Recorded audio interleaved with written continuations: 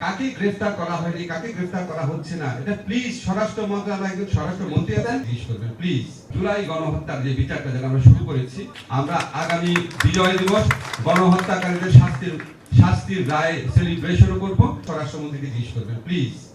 আমি তো না, আমি তো সরকার প্রধান না, আর আমি তো স্বরাষ্ট্রমন্ত্রী না। কাকে গ্রেফতার করা হয়নি, কাকে গ্রেফতার করা হচ্ছে না, এটা প্লিজ স্বরাষ্ট্র মন্ত্রণালয়, একজন স্বরাষ্ট্রমন্ত্রী আছেন, তিনি অভিযোগ করেছেন যে এখন পর্যন্ত ওয়ারেন্ট জারি হচ্ছে। জি, অ্যারেস্ট ওয়ারেন্ট আদালত জারি করেছে। আচ্ছা, এটা আদালত যদি জারি করে থাকে আমরা দেখবো অবশ্যই।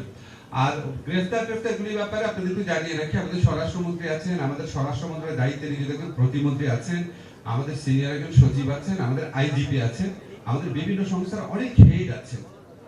ঠিক আছে, কনসার্ন মিনিস্ট্রিকে কনসার্ন বিষয়টা প্রশ্ন করলে সুবিধা হয়। আমি একটু আমার মূল বক্তব্যে আসি।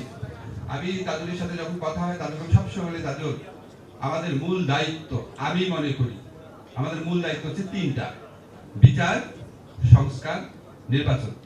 তারপরে আমার কাছে double million offer Walton fridge কিনে পেতে পারেন 20 লক্ষ টাকা, রয়েছে কোটি কোটি টাকার নিশ্চিত উপহার। তাজুলের কাছে, আসাদের কাছে, অ্যাটর্নি জেনারেল হিসাবে আমাদের কাছে মূল দায়িত্ব হচ্ছে বিচার।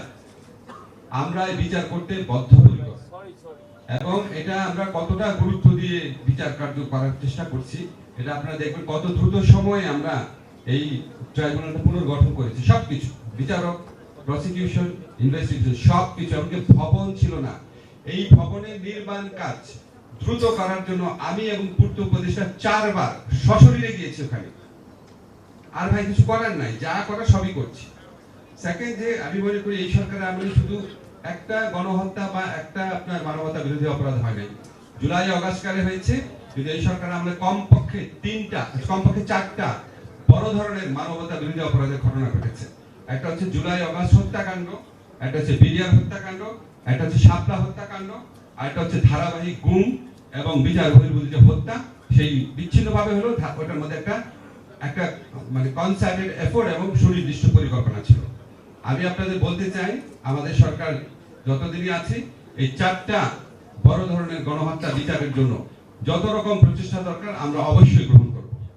বিশেষ করে জুলাই গণহত্যার যে বিচারটা যেটা আমরা শুরু করেছি, তাজুল কারেক্টলি বলেছে, এটা আমরা বদ্ধপরিকর এবং আমরা আশা করছি এই বিচার, এখানে দেখলাম প্রস্তাবনা বলা হচ্ছে সামনের বছর বিজয় দিবসের আগে এই বিচার অন্তত বিচারিক আদালতে সম্পন্ন হবে।